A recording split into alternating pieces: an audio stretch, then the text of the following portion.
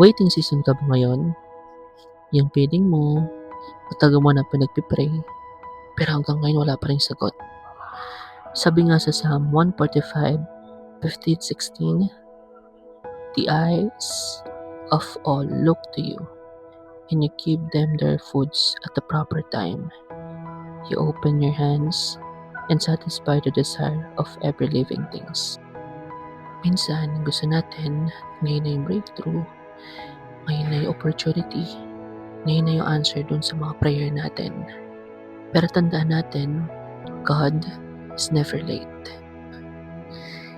Hindi man natin maintindihan kung bakit kailangan natin maghintay, pero alam ng Diyos kung anong kailangan natin ito kailangan, at kung anong pinakamabuti para sa atin. Kaya kung wala ka pa ngayon, don't lose hope. Maybe God preparing you for something, or maybe God preparing you, or maybe God teaching you to trust Him. Hindi ka nakalimutan ng Diyos.